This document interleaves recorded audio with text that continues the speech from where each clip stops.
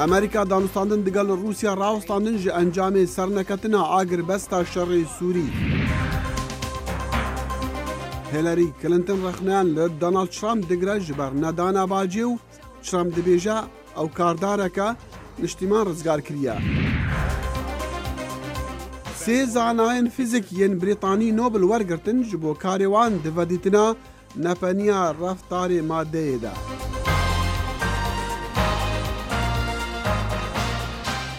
سلااف و بخێر هاتن دەمەگدی کورد کۆنەکشن. کورد کۆنەکشن هەموو ڕۆژانێکی سێشەموان وینی لە بەشی کوردی دەنگی ئەمریکاوە ئامادە و پێشکەش دەکرێت و لە کەناڵی NRTەوە ڕاستە و خۆ پەخش دەکرێت. هێرشە خۆکوژیەکەی حەسەکە دەستپێکی کورد کۆنەکشنی ئەم ڕۆمانە. هێرشبەرێکی خۆکوژ لە شاری حەسەکە خۆی دەتەقێنێتەوە لە ئاهەنگێکی هاوسەرگیریدا بەلانی کەم 35 کەس کوژراون. هێرشبەرە خۆکوژەکە لە ناو هۆڵی ئاهەنگگێڕانی هاوسەرگیری لە گوندی تەلتەویل خۆی تەقاندۆتەوە و ئاهەنگی هاوسەرگیریەکەش بۆ ئەندامێکی هێزەکانی سووریای دیموکرات بووە. گەوەهدەران دەڵێن کابرایەک بە چاکەتێکی ئەستوری ڕەنگڕەشەوە لە ناو ئاهەنگەکەدا لە کاتی ئەلقەگۆڕینەوەی هاوسەریدا هێرشە خۆکوژیەکەی کردووە و بێ لە ژمارەی کوژراوەکان بەلانی کەم 80 کەسیش بریندارن. سەرچاوە تەندروستیەکانیش دەڵێن برینی هەندێکیان سەختن. ئەمریکا دانوستاندن دەگەڵ رووسیا ڕاوەستاندن ji ئەنجامê سەرنەکەتنا ئاگربەستا سووری û هەروەسا پێکنەئینانا شانەیên hevpişkên çekdaran ji bo lêdana cîhadiyan. وڵاتە یەکگرتوەکانی ئەمریکا ڕایگەیاند هەموو پەیوەندیە دوولایەنەکانی لەگەڵ رووسیا ڕادەگرێت ئەوانەی کە پەیوەستن بە دۆسەی سووریاوە. وڵاتە یەکگرتوەکانی ئەمریکا بەشداریکردنی لە کاناڵی پەیوەندی دوولایەنە لەگەڵ رووسیا ڕادەگرێت کە بە مەبەستی ڕاگررتنی شەر دامەزرابوون. ئەمە بڕیارێک نییە کە ئێمە بە ئاسانی دابێتمان. وڵاتە یەکگرتوەکانی ئەمریکا هیچ هەوڵێک نییە نەیدابێت لە وتوێژکردن و هەوڵی جێبەجێکردنی ڕێکەوتنێک لەگەڵ رووسیا بە مەبەستی کەمکردنەوەی توندوتیژیەکان بە دابینکردنی کەرەستەی مرۆوی و شکەستپێدانی ڕێکخراوە تەروریستیەکانی کە لە سووریان. ڕاگررتنی ئەم پەیوەندیانەش بەهۆی بەردەوامبوونی رووسیایە لە پشتیوانیکردنی لەشکری ڕژێمەکەی ئەسەد. رووسیا و ڕژێمی سووریا بژارەی لەشکریان لە بڕی ڕاگررتنی دوژمنکاری و شەر هەڵبژاردووە بە ڕێگای تونکردنی هێرشەکان دژ بە ناوچەکانی دانیشتوانی سیڤیل، کردنە ئامانجی بنیادە گرنگەکانی وەکو نەخۆشخانەکان، ڕێگەگرتن لە کەرەستەی تەنگەتاوی تا بگات بەو خەڵکانەی کە پێویستیان پێیە. بەڵام وەزیری دەرەوەی رووسیا دەڵێت ئەوانیش نیگەرانی توندوتیژەکانن لە سووریا و کار دەکەن بۆ لابردنی ئاستەنگەکان تا ڕەوشەکە ئاسایی بکەنەوە. ئێمەش نیگرانێکی قوڵمان هەیە لەمەڕ ئەوەی کە چی لە سووریا ڕوودەدات سەبارەت بە چۆنیەتی جێبەجێکردنی بڕیارەکانی ئەنجومەنی ئاسایش نەتەوە یەکگرتووەکان. ئێمە نیگەرانی هەوڵەکانی چەند لایەنێکی بەشداربووی پرۆسەکەین چ لە ناوە و چ لە دەرەوەی سووریا کە پێچەوانی بڕیارەکانی ئەنجومەنی ئاسایش کار دەکەن. بەڵام بەڕێوەبەرایەتێکی ئۆباما گەیشتۆتە ئەو ئەنجامەی کە رووسیا هیچ خواستێک نیشان نادات بەڵێنەکانی بەجێ بگەێنێت بۆ ڕاگررتنی شەڕی سووریا. جاکە گەیشتیتە ئەو ئەنجامە ئێدی نەزانم چ شتێکی تر هەیە قسەی لەسەر بکەیت. ئەم کێشانەش لە کاتێکدایە کە کەناڵی فۆکس نیوز لە زاری کاربەدەستانی ئەمریکاوە ڕادەگەێنێت رووسیا سیستەمی پێشکەوتوی دژەموشەکی بۆ یەکەم جار لە سووریا جێگیر کردووە. ئەمەش دوایین ئاماژەیە بەوەی کە هەوڵی بەردەوامبوون دەدات لە ئۆپراسیۆنی لەشکری لە سووریا بۆ پشتیوانیکردن لە ڕژێمەکەی بەشار ئەسەد. هەر لە ڕۆژی دووشەمە ڤلادیمیر پوتینی سەرۆکی رووسیا ڕێکەوتنی لە ناوبردننی پلاتۆنیۆمی پیتێنراو بۆ ئاستی چەکی لەگەڵ ئەمریکا هەڵوەشاندەوە کە ئەم ڕێکەوتنە بە سیمبولی پەیوەندیەکانی نێوان ئەمریکا و رووسیا دەبینرا. هێرۆ زەنگەنە دەنگی ئەمریکا. ئەم بڕیارەی ئەمریکا بۆ ڕاگررتنی ئەو دانوستانانەی لەگەڵ رووسیا دەیکا سەبارەت بە سووریا بە وەرچەرخانێکی گرنگلی دەڕوانرێت لە دۆسەی قەیرانی سووریادا و بەڵام وەک هەندێک لە چاودێر دەڵێن لەگەڵ ئەم ڕاگررتنەشدا هێشتا هەر هیوایەکی کەم هەیە ئەگەر مابێت بۆ کۆتایی هێنان بە شەڕی ناوخۆی سووریا. قارەمان مامەند شارەزایی کاروباری سیاسی ڕاستەوخۆ لە ڕێسکایپەوە لەگەڵ کورد کۆنێکشنە. کا قارەمان سپاس بۆ ئامادەبوونت بەڕای تۆ ئەم هەنگاوەی ئەمریکا شتێکی چاوەڕوان کراو بوو؟ زۆر سپاس کاک باڵم بەڵێ شتێکی چاوەڕوان کراوە لە دەرەنجامی ئەو پێشاتانەی کە لە سووریا بینیمە و بەڕاستی ئەمە تەنها ڕاگررتنی دانوستانەکان نیە بەڵکو هەڵپەساردنی ئەو پلانە سەربازیچە کە پێکەوە بڕیار بۆ ئامان چەند ئامانجێکی تیرۆریستی بپێکن لەگەڵ ڕووسەکان و 2000 کەمتر لە هەفتەیەکێ خۆی بڕیاریدا بوو کە دانوستانەکان هەڵپەسێرێت و هۆشداری ئەمەدا بوو بەڵام لە کاتێک ببینین لە باکووری حەلەب چی دەگوزارێ نزیکەی 4 ملیۆنێک مرۆڤ لەوێن دەرشەوانە لەژێر هێرشی فڕۆکەکانی سووریا و رووسیادان و سەدان هزار ژیر و منداڵەوە بە هەزاران کەس باڵێن لە ماوەی کە ڕابردوودا بۆتە قوربانی بەتایبەتی لە ماوەیەکی زۆر کووردا سەدان کەس بۆ قوربانی بێجگە لەم هێرشە بەرامبەرانی کە زۆرێک باڵێن ئەمریکیەکانیشان کردە سەر هێزە سووریەکان و جۆرێک داوای لێبوردنیان کرد و قوبوڵ نەکرا و دوایی قافڵی نەتەوەی گرتوەکان هێرشی کرایە سەر و ئێستا بەڕیتانیەکان زۆر بە سڕی ڕووسەکان تۆمەتبار دەکەن بەوە کەواتە ئەمە شتێکی ڕاستی چاوەڕوان کراوە بوو. باشە بۆ لەمەوە دووە پرۆسی ئاشتی لە سووریادا چی لێدێ ئەو ئاگربەستەی کە چاوەڕوان کرا ئەنجامێکی هەبێ. بەڕاستی ڕاگررتنی ئەم دانوستانانە خۆی هەڵپەساندنی هەوڵە دیبلۆماسیەکان بۆ کۆتاییهێنان بەنجەنگە هەرچەندە هەوڵێکی فەڕەنسی هەیە بۆ هێنانەوەی ئومێد بەڵام لەوانەیە 2000 دووچاری ڤیتۆی ڕووسی بێتەوە چونکە ململانەیەکی زۆر قوڵ لە ناو ئەنجومەنی یاسایی شێوەسە کەیسی سووریا لە نێوان هێزە باڵاکان هەرچەندە ڕووسەکان و سووریەکان ئەمە بە ئەم پێشنیازەی فەڕەنسا با بڵێن بە دژی بەرژەوەندەکانی خۆیان دەزانێن چونکە بەندێک هەیەکەوە باسی جۆرێک لە هەبوونی میکانیزمی چاودێری دەکات بۆ ئاگربەستی داهاتوو کە ئەمانە بە دژی بەرژەوەندەکانی خۆیان دەزانن کەواتە لە 2000 لەوانەیە ئەم هەوڵە فەڕەنسیە سەرکەوتن نێنێ کەواتە دەتوانین بڵێن بۆ ئێستا کۆتایی هێنانی جەنگ لە سووریا لە بەردەم ئایندەیەکی نادیادایە. بەڵێ باشەکە قارەمان بەڕای جەنابە هەر بە تەنها دۆسەی سووریا بووە فاکتەر یاخو فاکتەری تریش هەبوون کەوا لە ئەمریکا بکات لە دانوستانەکانی سووریا لەگەڵ ڕووسیادا بکشێتەوە. بەڕاستی فاکتەری تریشێ بۆ نمونە ئەتوانین باز لە چەکی ئەتۆمی بکەین یاخۆ پرسی ئۆکرانیا چونکە ئەتوانین بڵین بەم هەوڵانەی کە ڤلادیمیر پۆتین هیچ کشانەوە لە مەسەلەی پرسی ئەتۆمی ئەمە بەڕاستی ڕێک پێچەوانەی سیاسەتەکانی سەرۆک ئۆبامایە کە لە ماوەی 8 ساڵ بەر لە ئێستا ئۆباما ڕایگەیان کاو بە چڵی هەوڵدەدا بۆ ئەوەی جیهانێک خاڵی لە ئەتۆمی بهێنێتی پاش 8 ساڵ ئێستا بودجەی ئەمریکا زیاتر لە 30 میلیارد دۆلارە بۆ پرس ئەتۆمیەکان و رووسیا 2600 چەکی ئەتۆمی و ئەمریکا 2070 کڵاوی ئەتۆمی هەیە و ئەتوانین بڵێن رووسیا جۆرێک لە باڵادەستی پیشانداوە نزیکی 2000 چەکی ئەتۆمی ئامادەم بۆ تەقاندن لە ئەوروپا لە کاتێکدا ئەمریکیەکان 184 چەکیان هەیە لە ئەوروپا بۆ ئەوەی لە ڕێگای فرۆکۆ و شەپۆ بەکاربێ و هەروە ڕووسەکان بە هیچ شێوەیەک نیاز باشیان پیشان نەداوە هەمیشە هەوڵیان داوە چەکە کۆنەکان پێش بخەن و کاری تێدا بکەن لە کاتێکدا ئەمریکیەکان بۆ ماوەیەکی زۆرە کارکردن و پێشخستنیان لەسەر چەکی ئەتۆمیە کۆنەکان ڕاگرتووە ئەمە لەلایەک بۆ لایەکتریشەوە سەر ڕایەمە کە ژمارەی چەک زۆر گرنگ نییە بەڵام چەکی ئەتۆمی ڕۆڵێکی زۆری هەیە لە پرسەکان ئەگەر لە ساڵی سەرەتای شەستەکان چین چەکی ئەتۆمی نەبووە رووسیا داگیری دەکرد ئەگەر ئیسرائیل هێزی ئەتۆمی سەدام حوسێنی کاول نەکردبایە لە هەشتاکان و وێرانی نەکردبایە لە ساڵی 1990 زۆر زەحمەت و باز لە کشانەوەی سەدام حوسێن بکرێت لە کوێت کەواتە چەکی ئەتۆمی تا ئێستا کاریگەری خۆی ئەمە لایەکی تر وهەروە پرسی ئۆکرانیا کە لەوێ شەڕێکی باڵێ بەستەڵەکی هەیە بەڵام کری ئەم شەڕ دوو دوارە هەڵبگرسێتەوە چکە ئۆکرانیەکان خۆیان ڕووسەکان تۆمەتبار دەکەن کە بۆی بەردەوام پێشکاری ئاگر بەستەکە دەکەن و هەروەها لە دوورگەی قڕم هەوڵی دوژمنکارانە و خۆخڕکردنەوەیان دەکرێت ئەم قسانەی ئۆکرانیەکان لەلایەن ئەمریکیەکانەوە زۆر بە هەند وەربگیرە و تا ڕادەیەک کاریگەری هەبێت لەسەر بڕیارێکی ئەمریکا سەبارەت بە کارکردن لەگەڵ رووسیا لە هەر ناوچێکی جیهاندا. بەڵێ قارەمان ئەگەر زۆر بە کورتی وەڵامی دوا پرسیارم بیتەوە ئەمە چه کاریگەریەکی دەبێت بەسەر ڕەوشی عێراقەوە کە لە شەڕی دژی دەوڵەتی ئیسلامیدایە واتە داعشدا لەو ڕوانگەیەوەی ئێران هاوپەیمانێکی سەرەکی رووسایە و ئێران لە عێراقدا باڵادەستە زۆر بە کورتی تکایە.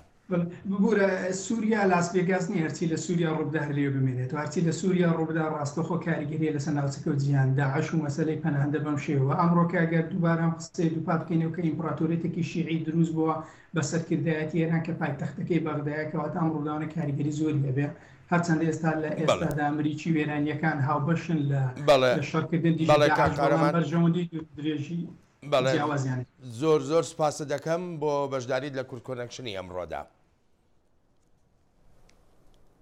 وەزارەتە بەڕەوانیا عێراقی دووشەمبێ ڤیدیۆین هێریشên فڕۆکên جەنگیên عێراقê li ser bingehên Komela Dewleta İslamî Daeş weşandine. Ew vîdyo nîşan didin ka çawa pêtên agirî û dokal bi ser otomobîlan û avahiyan de bilind bi bawerî heye ku teroristên Daeş têda ve hewya bûn. Daxuyaniyeka hikûmeta Iraqê dibêje derbên giran bi Daeş ketine. Ew hêrîş beşek bû ji operasyonên leşkerê Iraqê bi derxistina Daeş ji devverên Enbar. Li İstanbulê û di berdewamiya girtina dezgehên mîdyayê de, mîdya Tirkiye de, polîsan du kanalên televîzyonan girtine. Peyamêra Dengê Amerîka li İstanbulê Zozan Yeşar niha li navenda televîzyona Imece ye. Zozan Xan, ew çi televîzyonin û ser bikîne û çi matên girtin? Belê dem baş niha li Imece TV'ne îro li Stenbolê hepkî radyo û du televizyon hatin girtin. Radyoya bi navê Özgür Radyo, televizyona Hayatın Sesi û İmece TV ku niha em li birin. Evan radyo televizyona ku bi navê wekî muxalîf tên zanên li Tirkiye weşanê xwe xwe dikin û gêdayê te cihekî ninin ku di nava gel de wekî muxalîf tên zanên piştî bi biryarnameya teslata qanûnê ev biryar hat dayîn ku di derbarê 12 televizyon û 11 radyoyê de biryara girtinê hat dayîn.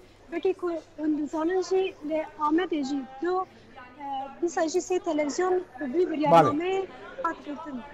Zozan Xanim, tu niha di navendê televizyona Imece an Image TV dayî û karmendên wê jî hê di nav de ne. Ew çi dibêjin? Belê, na karmendê İmece TV tev li birin û ji bo hevgirtinê ji bo piştgiriyê jî dema saetekî berê parlamenterên HDP, parlamenterên CHP ji bo hevgirtinê li bir bûn û tevek bi hev re dengê xwe bilind dikin dibêjin em çapemeniya azad dixwazin ku piştî rewşa awarte li Tirkiye dijwariya zordariya li ser çapemeniyê zêdetir bû. Ew jî niha li hember ya li vê derê berxwe didin û em li hêviya rewşê Baş ew dezgehên televizyonî, ew her du kanalê televizyonî hin navdarin? Yani hin dengê xwe heye li İstanbulê yan li Tirkiye bigiştî?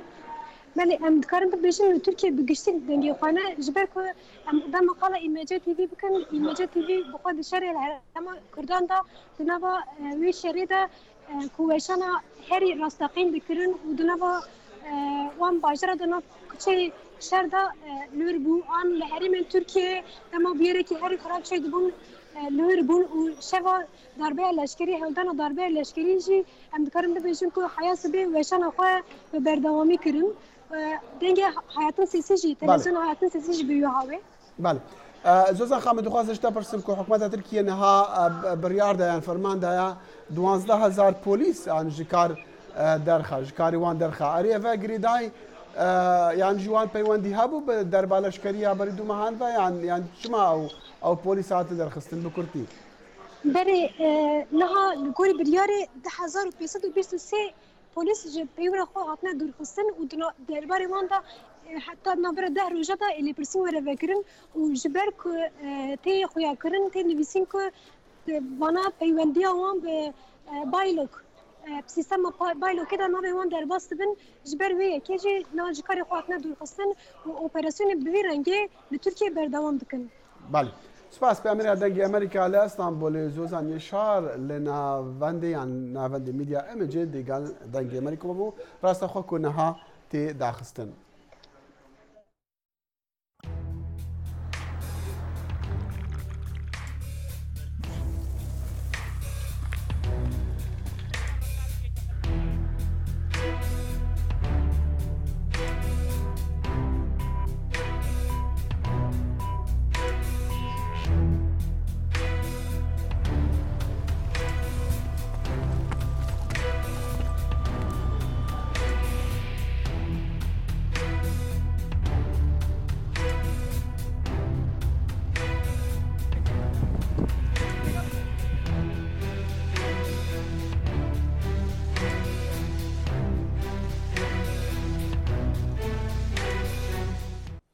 هێلری کلینتن کاندیدی دیموکراتەکان بۆ پۆستی سەرۆکایەتی ئەمریکا دەڵێ ڕکابەرە کۆماریەکەی هەموو شتێکی بۆ بەرژەوەندی خۆی بەکارهێناوە.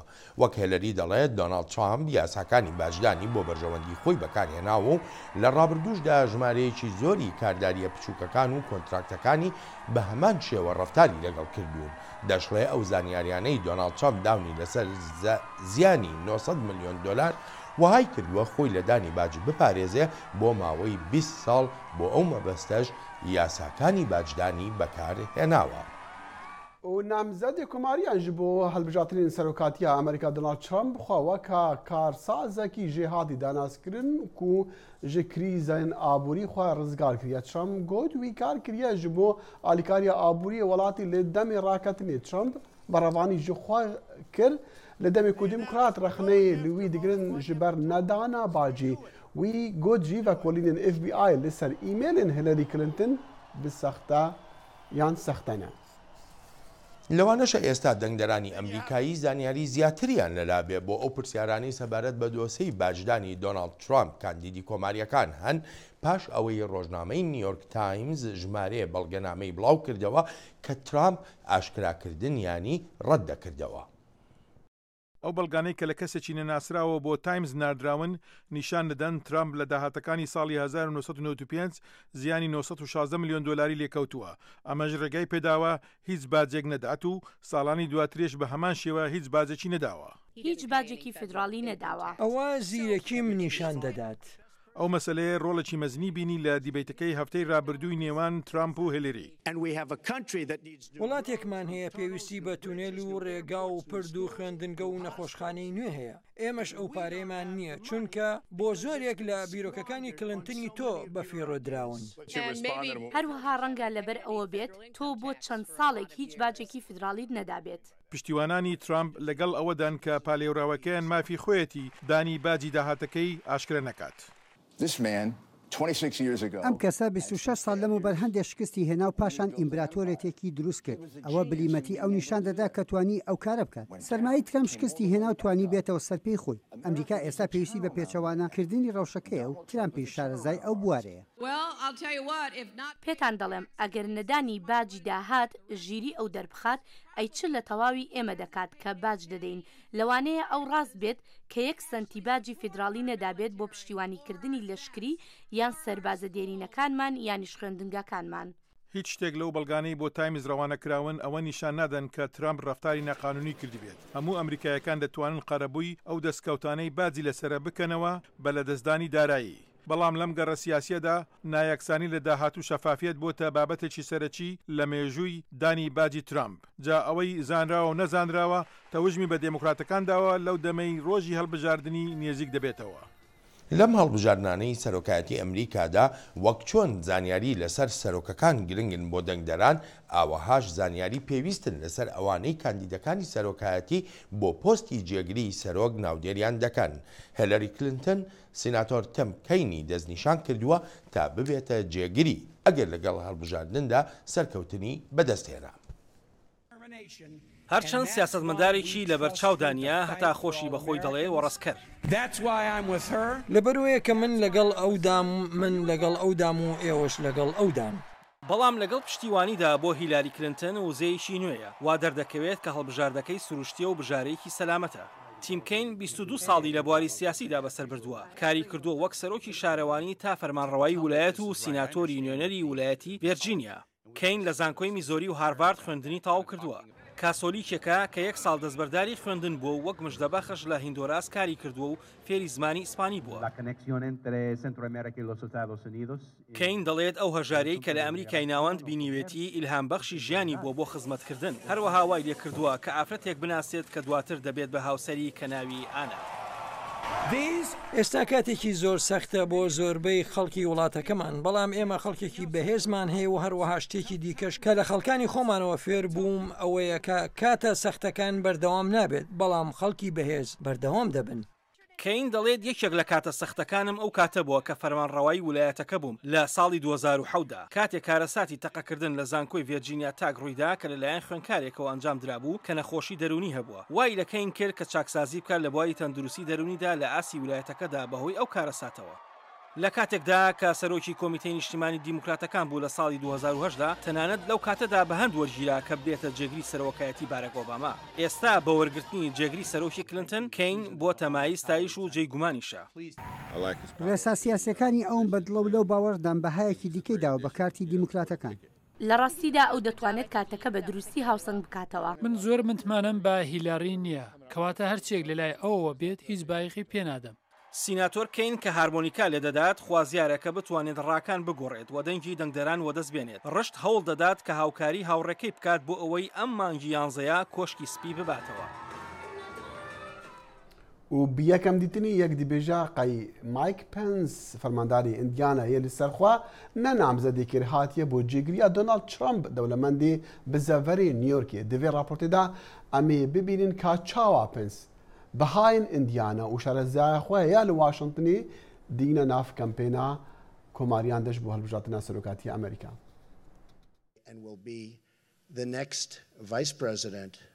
جێگرێ بێ سەرۆکی ئەمریکا مایک پنسە. ئەو مرۆڤێکی ڕۆژاوای ناوینە لەگەل باوەریین پارێزیار. کەسێن من ناز دیکەن باش دزانن کو ئەس مرۆڤێکی سادە و کریستیانم ئەسماف پارێزم و کوماریمە. ئەف نرخن هە پەنج ویلاتە خوڵتینە. کەسێن باش تشتێن باش دکن بێ کەس ببینە و ئەف ژی بەشێکە کو تو ببی پارێک ژێ ناڤەندا ڤی وڵاتی و ویلایەتەکە وەک ئیندیانا. Di sala 1990 de Demo ku Pence bejdar bernamekiya televizyonu ya parêziyara bû wî demî li gel rendî diklên axivî dur hêviyên xwe li dur pêşerûj û xizmetên hikûmetê. Nameya wî ya berdewam li dor tiştên ku diviya bû gotebana ew gelek erînî û geşbîn û balkêş bûn. Ew mirovê cihê baweriye û razîkirinê ye. Ew ji dilê tevgera parêziyar û dilê Emerîka hatiye. Piştî du hevlên têkveçûyî ji bo bibe endamê Kongresê Pence dawiye bo wênerê Îndiyana. Em êdî ji axiftinên ku ji paytext dihên westiyayîne. Dibêjin ew dikarin ji me baştir jiyanekê ji bo me plan bikin. Pence di sala 2012 wek hakim vegeriya Îndiyayê. Wek hakim li vir tevlê nakokîn li dor ji berxwekirinê, rêkberiya di navbera mafên kesên hevreges û azadiya ayînî de. Ev yasa mafê dide xwediyên kar ji bo redkirina xizmetên karmendan. Li nirxên kesayetî yên Pence pirtir giring e li gor rendî. Ez bawerim wî ev nirx hene ku bibe serkirdeyekî wêrek û stratejîk. Ev nirxên ku Pence hêvîdar e di dengdaran razî bike di meha 11 de. Li civîna giştiyana tevînê girtî berê du heftiyan rêberên cîhanê pêdaçûn kir bi ser armancên geşepêdana bêrawestan ya sala 2030 ku par hatibû dareştin bi mebesta nehêlana birsî û hejariyê û perwerdeya wek hev û herwesa parastina jîngehê li 15 salên dahatî. Armanca geşepêdana bêrawistiyan ya sala 2030 nehêlana hejariya kujek li seranserî cîhanê kêmkirina birsî û dabînkirina ewlehiya xwarinê û geşekirina çandinê perwerdeya kêrhatiya dirêjdem li welatên hejar parastina erd û gerdûnê û avakirina civakên bi aştî. Sê fakter dibin sedemê cêbicêkirina wan armancan. Heza siyasiya Sedûnot û sê welatên endamên netewênê girtî têrpare û bêşûbar ji welatên geşekirî û kêmkirina germiya jîngehê. Ev armanca ku cihê giring girtibû di civînên civata giştiya netewênê girtî da berî heftiyekê, cihê armanca geşepêdana hezar saliya 2000 girtiya ku heta 2015 sernekeft di kêmkirina birs û hejariya cîhanê de. Netewênê girtî bawer dike ku astenga herî mezin boşatiya berfireha nêvbera hejar û dewlemenda ye ku dibe egera xelk li hinek welatan li ser giyayê bijîtin. Eger em pirsgirêka newekheviye û nebûna hevsengiyê çare nekin, em geşepêdanê nabînin. û eger me geşepêdan nebû, dê me aloziyên terorê, şer û li hevçonê hebin. Du ji sê ji xelkê birsî li cîhanê li başûra Asya dijîn. Lê li Rojava Afrika cihê ku milîtanên Boko Haram lê çalakin, dihan hezar kes piramiya wan zarokin ji birsa dimirin. Em dizanin 12 mehên bê 75 ta 80 hezar wê bimirin li bakurê Rojhilata Nîjerya eger em negihin wan û xwarinên pêwîst negihînin wan. لە نەتەوێنێگرتی دیپلۆمات پێناسینی دکن و ئەو نەخوەدی بڕیارن بەلکو نوێنەرێن 1993 حکومەتین جیهانی دجیڤاتە گشتیان نەتەوێنێگرتیدا دەکارن کاری بکن بۆ جێبجێکردنا ئارمانجا گەشەپێدانە بێڕاوستیان. حکومەتên cîhanê vê planê wek planek bû pêşeroja cîhanê dibînin. Zîdetirê pêncî welatên cîhanê ev ji bo pêşvebirina planên neteweyî ji xwe re kirîne armanc. Eger li hinek deverên Efrîka hişkatî egerê yekê yêçikbûna jêderên xwarinê be lê van salan li Bakurê Efrîka û li rojhilata navîn şer û tundûtîjî dibin egera wêrankirina jêrxana aborî.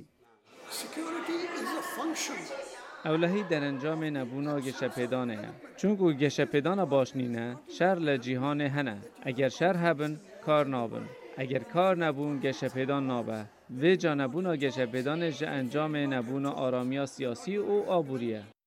Li gora rêxistiya xwarinêya cîhanê WFP nêzîkî 795 milyon kesan li seranserî cîhanê têrxwarin nîne û nêzîkî 100 milyon zarok li welatên hejar lawazên kêmxwarinê ne. 66 milyon zarok bi zigên birsî diçin xwendingehê.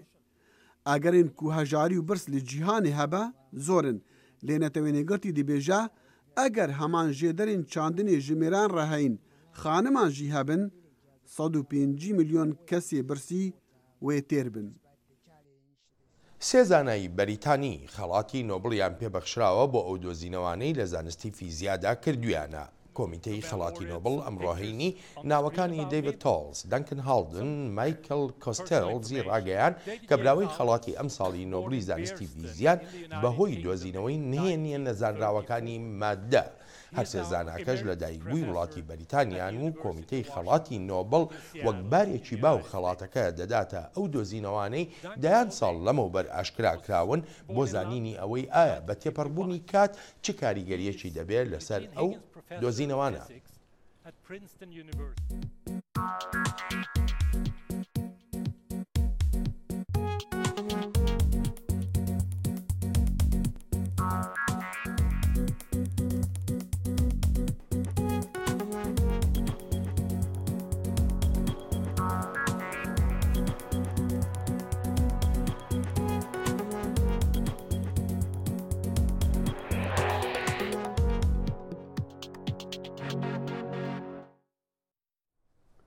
ودقل هاتنا مها محرم شيعين كرد لخانقين سربه بارزقها ديالا خوا آماده دكن و ريو رسمين في بونيا بيروس دقيرن. دانیشتوانی خانقینی پارێزگای دیالە کە زۆرینەیان بەنەتەوە کورد و بە مەزهەب شیعەن لەگەڵ هاتنی مانگی محەڕەمدا مەراسیمە ئاینیەکانیان دەست پێ کردووە و لە زۆربەی شوێنەکانی ئەو قەزایە شوێنی تایبەتیان بۆ لە خۆدان و شیوەنگێڕان بۆ ئیمامی حسێن تەرخان کردووە. بە خۆمان بە ماڵمان بە مناڵمان هەمومان فیدای ئیمام حوسێنین کورد خانقینین هەموو ساڵ ئێمەوە حالمانە بۆ ئیمام حوسێن. لە مەراسیمی ئاینی شیعەکاندا لە پاڵ پیاواندا ژن و منداڵیش بەشداری شیوەنگێڕانیان دەکرد هەروەک دەوروبەری ئەو شوێنانەش کە مەراسیمیان تێدا ئەنجام دەدرا بەهێزی ئەمنی تەنرابوون بەهۆی ئەوەی لە ساڵانی ڕابردوودا گروپە تونڕەوەکان چەند جارێک خۆکوژیان ڕەوانەی ناو مەراسیمەکان کردووە. ئێمە هەموو ساڵێک دەڕۆژ لەوێدا مەراسیمی ئیمام حوسێن دەکەین لەگەڵ گەورەکان و بچکەکان هەموویان وەکو یەکن. بەڵام دەڕۆژ دەمێنێتەوە هەمومان لەگەڵ یەک دەبین. شیعەکانی خانقین جەخت لەسەر ئەوە دەکەنەوە شیعەبوون وای لێ نەکردوون ئینتیمانەتەوەیەکەیان لەبیر بکەن. ئێمە وەکو خانقین وەکو کورد پێغەمبەر صلی الله علیه و آله ئەڵێ من لا وطن له لا دین له یعنی سەرەتا وەتەن ئەجار دین. ئێمە وەکو کورد کوردین وەکو شیعە مەزهەبین بەس هەموو ساڵێک خانقین بە تایبەت کورد عەرەب سونە شیعە تورک کاکەی هەمومان پێکەوە لە ڕێگەی ئیمام حوسێن ڕێەکەین وەکو کورد کوردین وەکو شیعە مەزهەبین. والله خەڵک خانقین و تەفریقە نازانن حەقیقەتەن یێن با سەریح بشیمنێن ئێمە کاتی بچووک مناڵ بم لە سەرەی شەسەوە ئەی خەڵقا گشتین شیعە و سنی و کاکەی و مەسیح و گشتی ئێرا ئیمام حوسێن بی ئەی تەفریقە نەبوو ئەبەدەن. هەموو ساڵێک لە مانگی محەڕەمدا دانیشتوانی خانقین ماڵ و شوێنە گشتیەکان بە ئاڵای ڕەش دەڕازێننەوە و دیمەنی قەزاکە لە قەزایەکی پرسەبار دەچێت دڵشادەنوەر دەنگی ئەمریکا پارێزگای کەرکووک. ئیتر دەخی لە هەموو ساڵە لە عێراقدا بە تایبەتی لە ناوچەکانی ناوەڕاست بەرەو باشوور بڕۆ بە تایبەتتریش نەجەف کەربەلا کوفە یا شوێنە پیرۆزەکانی شیعەکان ئەم شیوەنەی کە ئیبینین بۆ ئیمام حوسێن ئەکرێت و عراقیەکان ئابە شێوەیە دیەکەن. بەڵێ بچندێژێت ماهەیە بەرنامە کورد کونەکشن هاتە ڕۆژاهێنی هەر شاد و بەختەوەر بن خدا حافیز هەر شاد بن.